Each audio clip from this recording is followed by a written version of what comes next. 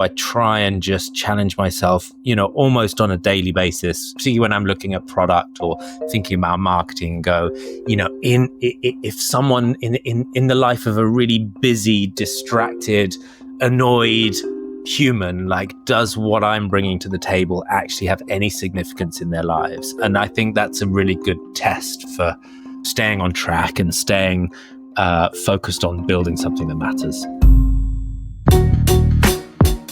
I'm Brandon Reed, and you're listening to Ready, Set, Startup, a podcast that brings you industry-tested perspectives from leaders working in all areas of the startup lifecycle, so you can learn from the wisdom that they've gained over years in their fields of expertise and apply it in your own entrepreneurial journeys.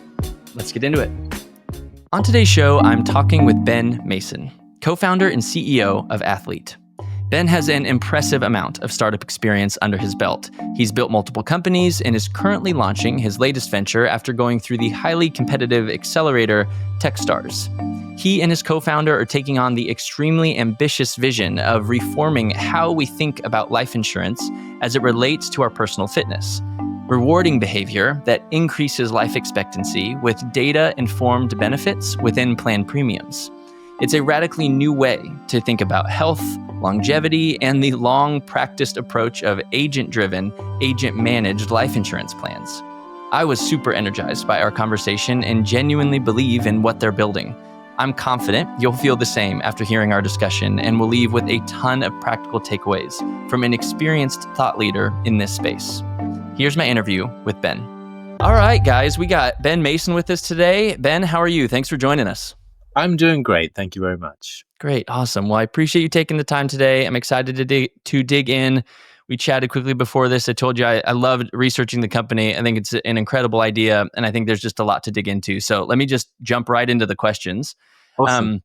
Let's start with, and we also chatted about this. You have not only the experience about the company, specifically Athlete, we'll talk about today, you also have a breadth of experience before that. So pull from all that as we chat. I want to hear it all and all your perspective. Building a business, Athlete, the ones you've done before, everything you've been a part of, is tough. It's not the typical way. It's tough to build something from scratch. So why did you know that was the right path for you? Why did you take that approach? I don't think it ever felt like a choice to me in a way. I remember as a kid, like my stepdad started a company, and he was an academic and a scientist, and he kind of spun out like quite a technical company from the area that he was researching when I was a kid. And I remember drawing like delivery trucks with his logo on the side, and just thinking that's what I wanted to do, to start companies. And so I've always wanted to do that. I think also I never liked school. Like, school never felt like an environment that I thrived. I felt like I was smart, I could do stuff, but that environment wasn't asking me to do the things I was good at. So I think that was another thing that thought I can do this better myself. But then I ended up in a career in advertising, and so I walked away from that to start the first company I did. So yeah, it's always just felt like something I wanted to do. And the more times I've done it, the more times I guess I'm walking away from something more significant in terms of a career, but again, feel like I just have to scratch that itch. Yeah, for sure. I resonate with that. I'm sure a lot of entrepreneurs do. That like school didn't fit. Yeah. And we were like, we know we can contribute. We know we have value to contribute, but man, this format doesn't feel like what's best, kind of being a gauge of our ability. And so the ability to go build something for yourself can allow you to express that. You went into marketing first. I mean, why not jump straight into your own thing? Tell me kind of your thought process of why you started more of the corporate route. I think it was a combination of like university debt, going, oh wow, yeah, I need a proper Very job. Real. Like, gotta earn some money. But also somebody told me that there were rooms in advertising agencies where people were paid to come up with ideas, and that really appealed to me. I always thought like I'm an ideas person. So that sounds great. And so I kind of ran at that for quite a while. I'm guessing you pull from a lot of that experience. I mean, as you built your companies, I'm sure. For sure. Yeah. And in good ways and bad. I think I've definitely learned some things that you think you know about business when you're in advertising that are a much narrower version of it. But also, yeah, like communication skills are really fundamental, and advertising agencies are places that specialize in that skill, and you learn a lot. Yeah, for sure. Even things that, I mean, I know I'm unlearning from my time in the corporate world that Yeah. like I went and learned and I have to kind of reshape. And on that topic, I mean, kind of reshaping and reforming, talk me through a hard and fast kind of fact and gospel truth that you believed early in your career that as you've grown your professional experience, you've had to reshape, reform, rethink. Yeah, I think this was a really fundamental one coming out of advertising, actually, that, advertising agencies, creative agencies are like, they're like churches to the value of an idea. Everything in them is, and I'm sure your experience at Disney is the same. Like those creative companies, I imagine, worship ideas. And I think that's really necessary when you're doing something that's, you know, I don't want to say purely creative, but significantly driven by creativity. Um, but what I had to, a mistake I definitely made in the first company I founded on my own after a long time in advertising was that chasing an idea at the expense of listening to customers or listening to industry professionals or learning, as I went would definitely led to that business not working or iterating the product too slowly, because you end up chasing a dream, I think, and that that's just a sample of one, I guess, on what you actually need to do. Yeah, that makes a lot of sense, and you're right that idea can be king in certain, especially creative companies, and that can be good and bad. Let me also ask: so, what is one of the bigger bets if any, in any of the companies that you've started, built? Walk me through a big bet, a big risk that you took, and did it pay off? And what did you learn? One of the things we're doing with Athlete right now is building it in two countries at the same time. And I don't know whether that's going to pay off because UK and US. US. Okay. So my co-founder's based in the UK, I'm based in the US, and we're trying to, launch both markets fairly, in fairly quick succession. Which I think the conventional wisdom says don't do that. But then I've also seen friends do that with companies and it worked really well. And I think in the sort of era of e-commerce and finding your niche audience online, then, maybe it's a good strategy. I think other big bets. I mean, I definitely feel like the more I get on in my career of sort of, I've been in and out of advertising agencies and doing startups in between. And the further I progress in that, the more leaving the advertising career feels like a gamble. Because you just look at where your sort of peers are and you're like, okay, well, Totally. This really has to pay off, or I should have just stayed in the job. No, that makes a lot of sense. That's interesting. So you said you've kind of done your own thing, gone back to more typical, like an agency, done your own thing. And I think a lot of people just jump out, do it, and start to form that part of their career. But it's kind of like to put your toe back into that pond, I'm sure would cause a lot of second guessing and make it feel like a big bet. And that first thing you said, I mean, that definitely feels, and that sounds like that's a bet you're placing now, a risk you're in the middle of launching in two different countries. But there's a lot of nuance to that. It's a topical risk as well. It's a topical risk as well because people talk about, there's a big conversation about going back to the office at the moment, and we're building a company which has a remote element built into it by default.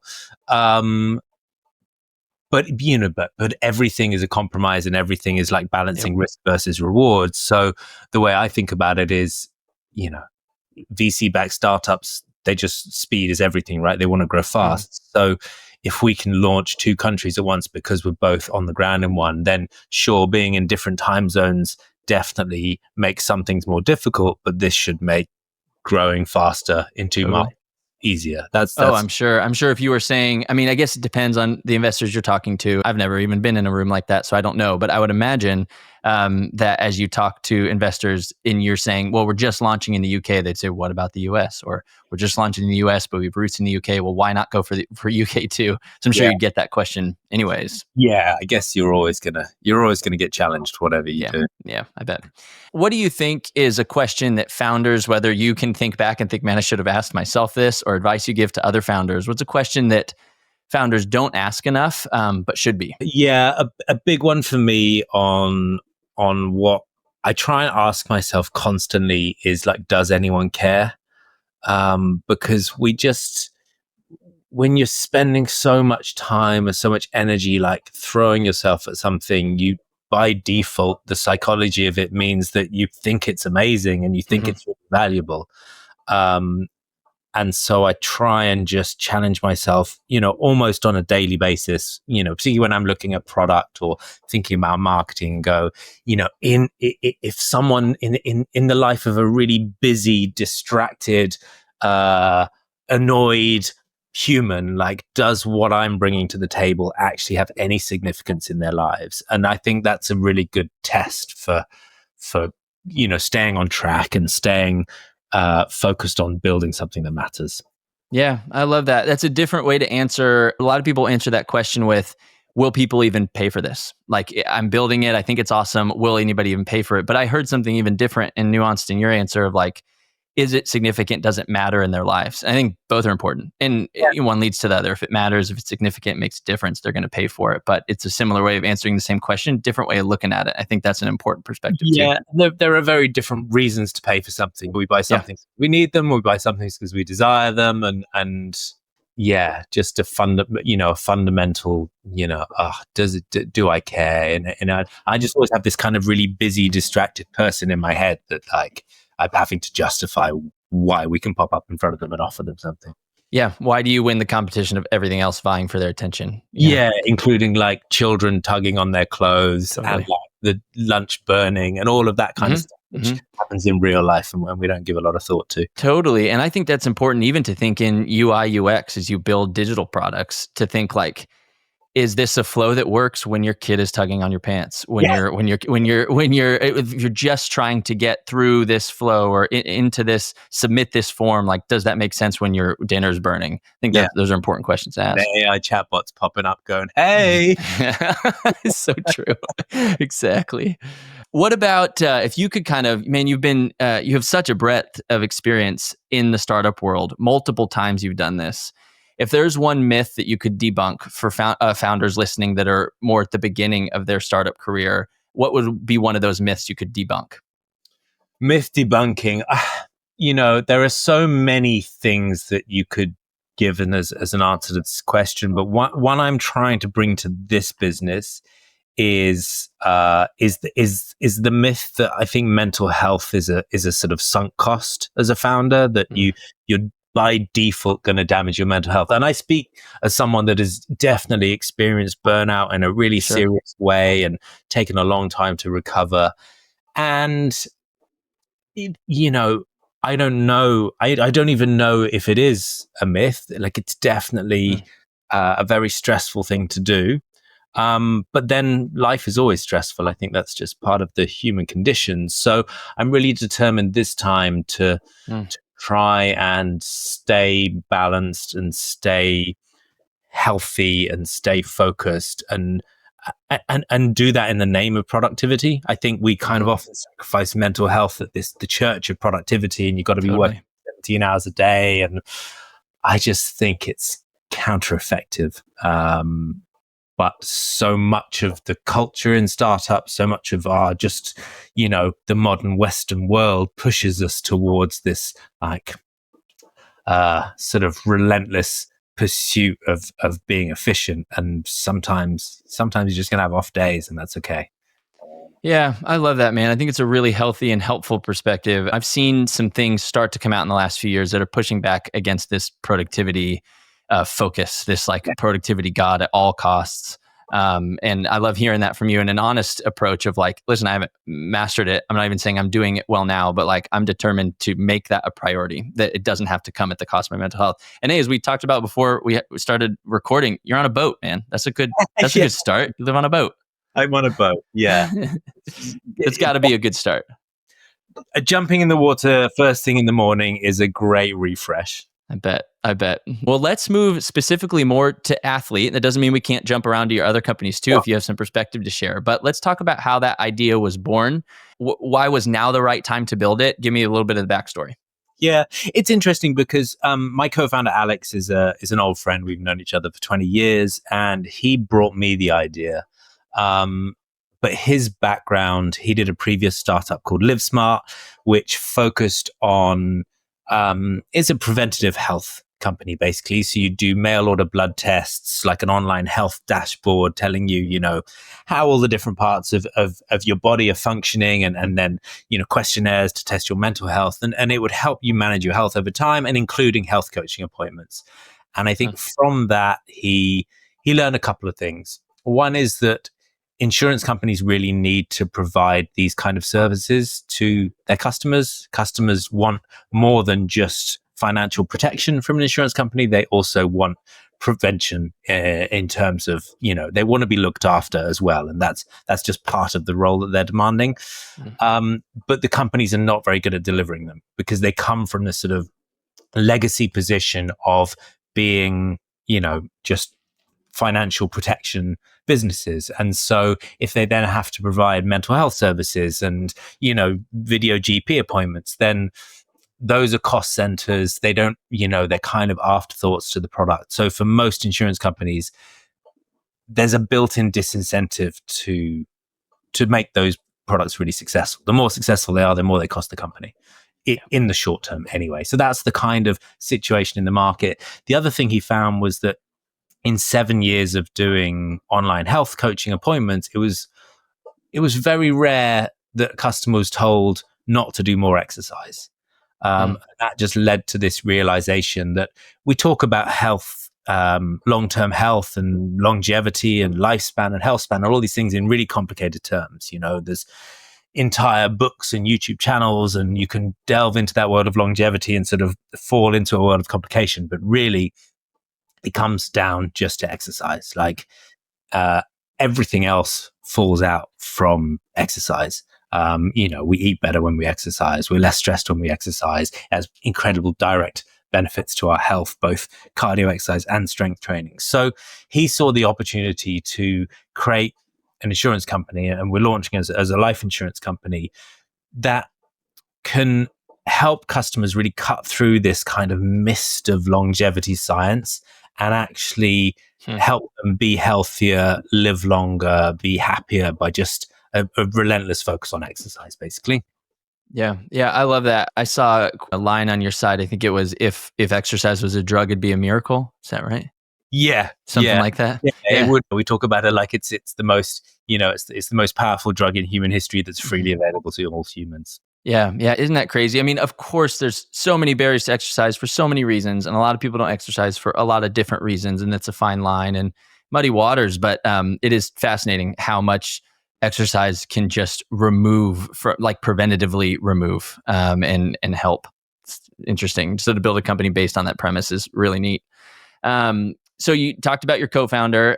Tell me kind of how you said you had, so this was a question I had before, that's why I'm asking it, but you answered it, right? You had known him for a while. You were friends with him before.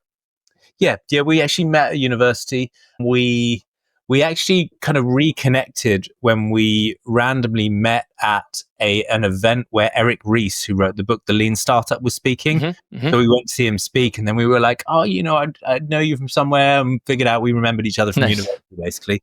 And just stayed in close contact ever since. So it's awesome. Like a shared love of this world of entrepreneurship that kept us connected. Awesome. That's really neat. So what roles do you guys kind of both play in the business? How does that work? It's interesting. I mean, our job titles are, I'm CEO and he's CPO, Chief Product Officer. Okay. But really, I just feel we have a really good, positive working relationship, and we do whatever is kind of feels most natural. My background is marketing. That's just a big part of this business, because getting customers is a challenge for insurance. You don't lay up at night dreaming about your next insurance policy. Totally. To go out there and sell it to people. And then, his focus on product comes from one, just, more experience of the industry, and his previous experience building, a preventative health app, which, our sort of app and content experience is going to be a big part of the product. So it feels relevant. Oh, awesome. And did you have any co-founders with any of the other companies that you started? Yes, previous business I started during COVID. That was kind of it was a reaction to lockdown in London. I was actually due to be moving to the US. My US visa arrived in April 2020, and I couldn't travel due to lockdown. And ended up starting a pizza delivery business that was also raising money for a local food bank, because I just saw like food delivery skyrocketing and poverty skyrocketing. And that was with a couple of friends, one who was a chef and had run a restaurant previously, and another one who kind of really understood like spaces and events and marketing in that kind of world. And it was just three of us really having a run at that. The one before that was I did all alone. And that was a consumer packaged goods company. It was a product sold in supermarkets in the UK. And I told myself after that I wouldn't do another one alone. I just found, even when I got my first employee on that company, everything got easier. Just like simple things, making simple decisions gets much easier when you have someone to check, Totally. Just to challenge you or ask, questions. Yeah, absolutely. I'm in the thick of that right now with my company as I'm doing it on my own, and I'm assessing constantly like what the next step is, but planned on putting my head down, building this for a couple years, exiting, doing something else. And like, it just, even a couple years, man, it's grinding. Like it is the thing I underestimated the most, is how hard it was going to be to do alone. You had mentioned that you're not quite to the point where you guys are doing sales. You're still very much launching. So answer this in the appropriate way, whatever that might be. But like, have you guys been experiencing pushback yet from industry incumbents? I mean, this is life insurance. Life insurance, like, it's so established and feels very overwhelming to me. Like, where do you even start to try to take chunks out of that market? And so like, what has been that experience so far? Have you had to do that? Have you received pushback? I think you get so many different questions at this stage of a business like this, whether they're from investors who might have experience of the industry or might not. I think we've had less pushback from industry experts, which I find really encouraging, because I'm not an expert in the insurance business. I don't know it. But so at first I definitely felt a bit intimidated when I would meet people who were, really knowledgeable in it, because I think, oh God, they're just going to tell me, oh, I've seen this before, it'll never work. But actually people in the industry go, this is definitely the direction. I mean, you get a lot of different opinions, but we've definitely heard over and over again people going, this is the direction the industry's going. What you guys are doing is good and correct. So that's really encouraging. I think the biggest pushback we get is how are you going to acquire customers? Like you said, insurance is this kind of big, unwieldy thing. It's from as a marketing point of view, it's a pretty weird topic, right? It's not something we all dream about. It's something we need. It's something that is, financially sensible, but you don't want to think about too much.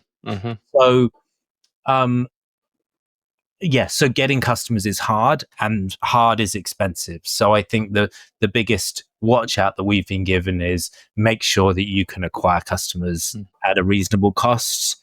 Otherwise, this will never go anywhere.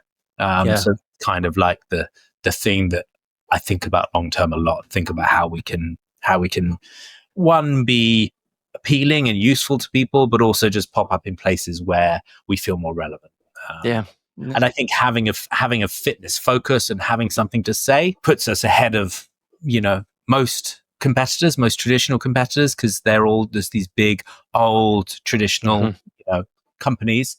So what I'm hoping is just being able to talk about fitness, being able to talk about longevity, which is definitely a kind of topic on the up at the moment. You see lots of shows about longevity and people talking about it. So being a part of that wave of us all thinking about fitness a bit more and thinking about our longevity a bit more, I hope can be our pathway through that.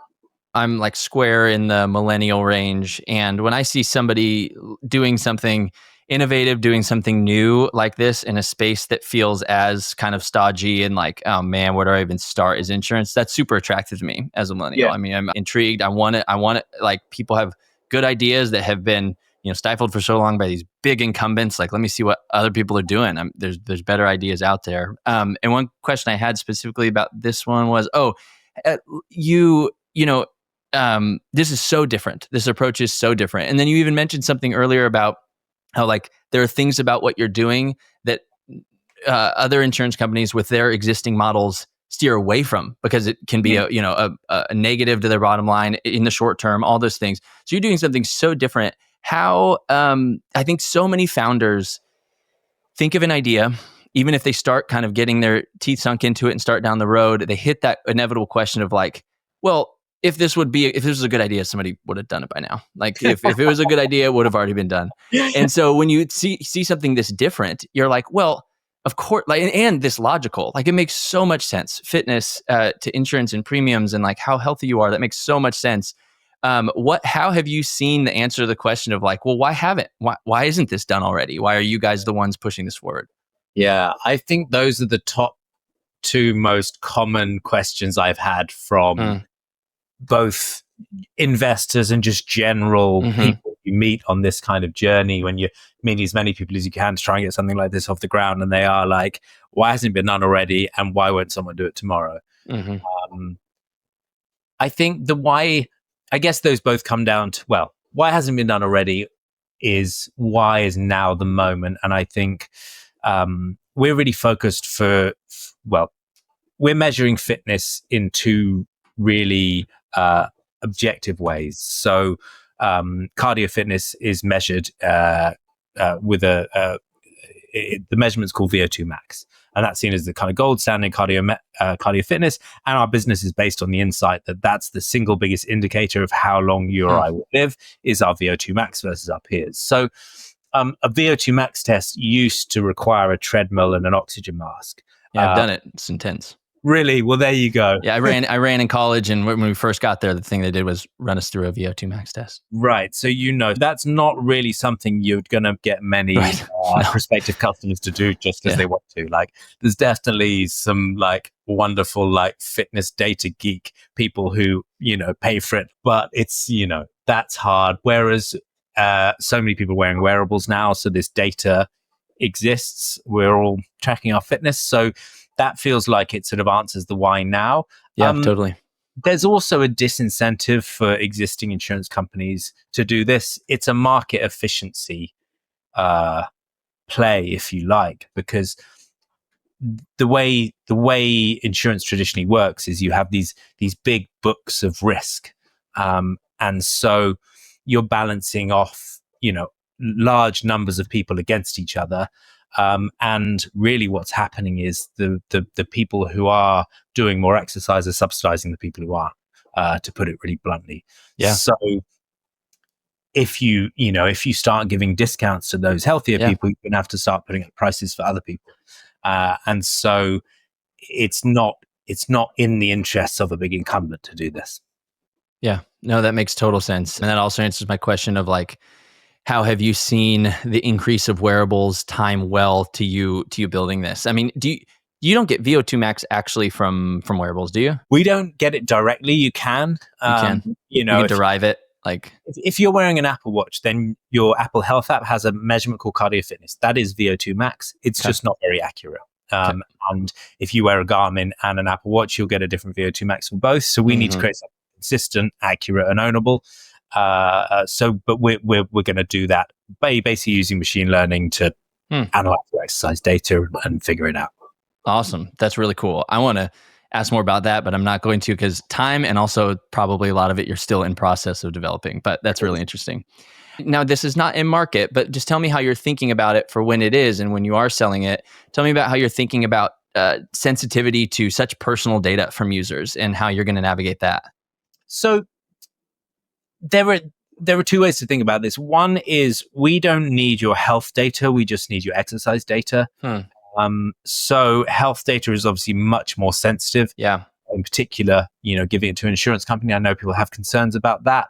Whereas we just need the data on how much you exercise. And they're kind of seen as two different classes of data, really. And regulation tends to focus more on health data rather than exercise data. So that's all we need. And I'm hoping that people won't be too sensitive about that. I think also we're certainly at launch appealing to people that are putting in a huge amount of work to do all this exercise. So, from my point of view, I feel proud when I'm exercising lots. And if I can get a reduced price on my insurance, for sharing that data, I'm gonna be kind of proud of that work and want to be rewarded for it. One of the things that we want to do in our app, so our app will continue analyzing your data over time, and helping you understand how to exercise better for longevity. And one of the things we want to do is show, we don't have the right term for it yet, but show your relative performance versus your peers. So compared to people your age, your sex, your location, that's a good idea. How are you doing? And therefore, like, how many years are you adding onto your life expectancy through that hard work that you do? And so I'm hoping the combination of not asking for too sensitive data and being really useful for people is enough. Yeah, totally. I really like that second one. That first one also makes a ton of sense. I'm guessing some of that challenge will be helping users through the experience understand that difference. Like, so people don't just see, oh, I have to give an insurance company my data. No, like, no, this is the kind of data you give us, and this is why it's not sensitive. That will probably be the journey you have to take them on. I feel we've got a ton of stuff to learn in that process. Yeah. So you've talked a lot about marketing, and again, I'm not sure how deep you are into that process as you launch, but tell me how you're thinking about how you'll be shaping people's mindset around life insurance. We've talked about how different this is. This is just such a radically different approach, and in so many ways, super appealing. But you have to get that message in front of people and help them reshape. This is not the typical life insurance approach. How do you do that? Behavior change is a really hard thing to do, right? Educating people is a really hard thing to do from a marketing point of view. We're all, busy, distracted humans, as we talked about before. I kind of think about it in that there's a huge change already happening. My parents just bought a rowing machine in their, mid to late 70s. I don't think that would have happened 10 years ago. Nope. So I think there is a change in society around exercise, what it's for, what it means for longevity. And, I think you mentioned Peter Attia before. His YouTube channel is hugely popular, but it's very technical. It's, a sort of cult following of people that are really into that deep technical knowledge.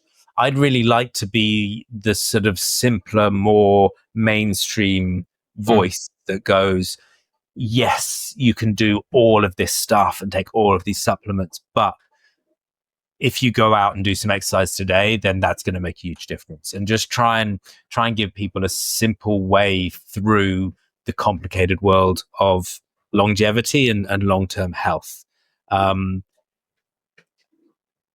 Does that directly answer your question about insurance? I don't know, but I think maybe people come to look for insurance when they know that they need it. You have children, so I think you when you're in a position like that and you have people who are dependent on you, you start to think about whether you need these financial planning products.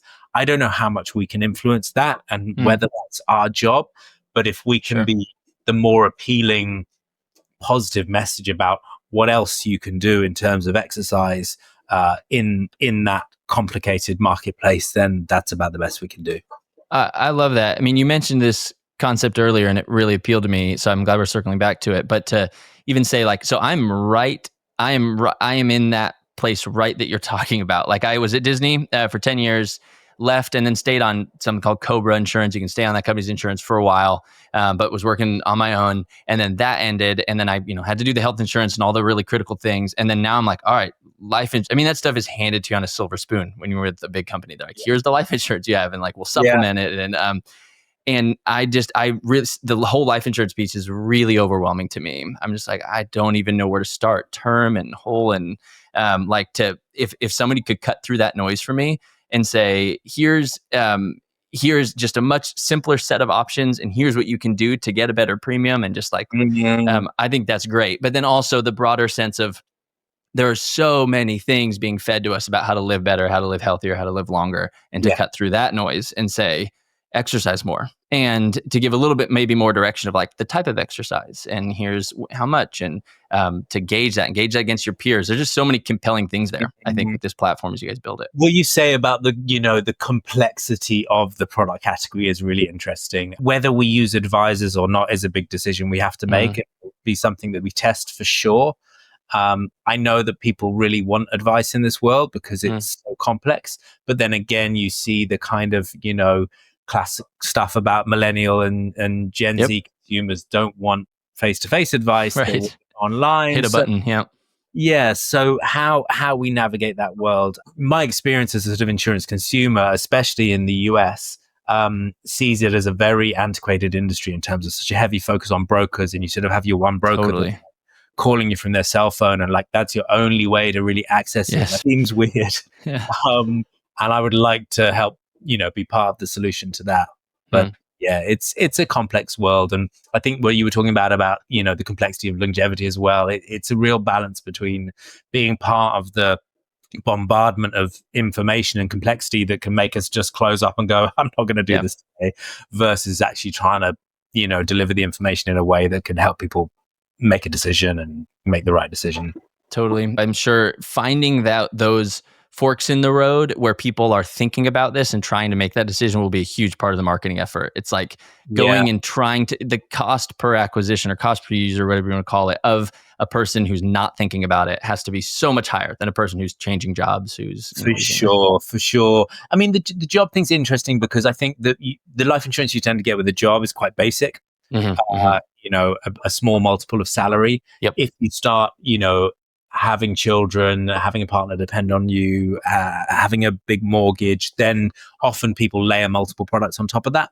What we found from talking to potential customers is that actually, just because those life moments happen and they know they need a life insurance product doesn't mean they go out to do it. There's this kind of huge span of multiple years where it's in the back of the head. We did a survey and it was like, do you have life insurance? Yes, no.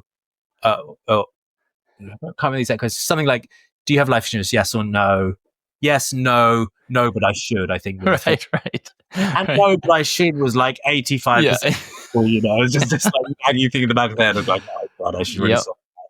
Yep, totally. I can imagine that, though, that point at which you're like, no, but I should. So say, you have a kid and you're like, I really need to reconsider this. Even if you're not proactively finding the solution, it might just be because nothing, like if you can figure out how to get to that person, they'd be way more receptive to that message, I imagine. If they're like, oh, I was looking for a solution here. I knew I needed it. I've known it for 2 years. This is a solution I can get my head around, Yeah. So that makes a lot of sense. And you, with all your experience in marketing, I'm sure you guys will navigate through that, test, adjust. I'm sure that'll be great. Well, what part of your kind of next steps that you have with Athlete excites you most? Like where you guys are headed? And I know there's, you answer it however you need to if you guys are in the launch process, but what are you excited about?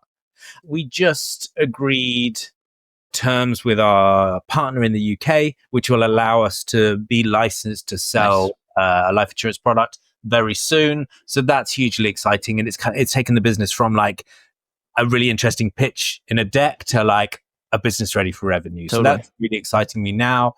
And I'm just kind of itching to get out there and start selling, because we've done so many customer interviews and we've done so much research, but it all feels theoretical compared to actually trying to persuade someone to part with their money. And I use those terms in a sort of particularly harsh way as a challenge to myself. Sure. Going back to these busy people with the children tugging on their, their clothes and, life being busy and stressful, does what we're doing matter enough for them to pay us attention, spend the time with us, and actually give us cash? We haven't tested that yet. We've got as close as we can. We've done test marketing. We've had people do policy quotes and, and say that they want to buy this product. But I'm really itching to get out there and just day by day learn from people about what they want and how we can help and how we can talk about it. And I kind of I'm frustrated at the moment because I really want to get doing that. But, it's a really serious product and a serious category and highly regulated. And we have to, we can't just launch tomorrow. So yeah, you guys are in a really exciting phase though. There's some really big steps that's going to fall into place really quickly. That's super exciting. I'm excited to see what happens with Athlete. Let me move past the company specifically and talk to you more generally about kind of these questions that help us and my audience understand your mindset and your approach as an entrepreneur. So imagine that you woke up at the start of your career, Ben, and that you have all the knowledge and experience that you have now, but say like only $1,000 in a laptop. How do you get started again? What do you spend that first week doing? This comes right back to the question of, does anyone care? And I think there are so many things you can do with $1,000 in a laptop to find things that people care about. I think my career has jumped around a bit, like totally different segments. And sometimes I think, should I be more sensible and just pick a category and learn, and hone my knowledge of that. But ultimately it comes down to, and so many people talk about this, but solving problems. Like if you're solving a genuine human problem for someone, then you've got a really big opportunity for a business there. You just need to work on the economics of it. So I think with everything I've learned now, and I still think maybe this would be an interesting approach, is like, what if you just did a survey that was like, what's the most frustrating part of your day, right? And don't even start with a category of business, industry, or anything. Go like, what's annoying you today? I think if I wasn't doing athlete right now, I'd start with a survey like that and go, okay, what can we get into people's days and just make life less frustrating? Yeah. I mean, there's no right answer or wrong answer to that question, but if there was a right answer, I think it'd be that. I think it'd be start with where the pain is. And you can try all day, craft a solution that you think people want, but like ask people where the pain is and then try to find a solution around that. If you have limited dollars, limited resources, that's a great place to start. Ben, this was so valuable. I really appreciate it, man. You have a really wide breadth of experience and a lot going on currently with your company, and that's just super exciting. And I appreciate you taking the time to share that with us. I really appreciate it. It's always good to talk about it, and just helps clarify the mind, and helps me down that with that question of does anyone care? Yeah, so, totally. Great totally. talk. I'm excited to keep my eye on it. Well, thanks so much, Ben. You take care. Thank you. Alrighty. If you guys enjoyed the show, leaving a review is the best way to help others find it. Second only to sharing it directly with your friends and family. Thanks so much for helping get the word out. Hit me up at brandon@readysetstartuppod.com. If you have additional questions about a topic I covered, have suggestions about another area you'd like to see me dig into, or just want to say hi, please reach out. I'd love to get in touch. Keep imagining, keep creating, keep inspiring your spheres of influence with what you're passionate about. The world may just need that dream that's in your head. See you next time.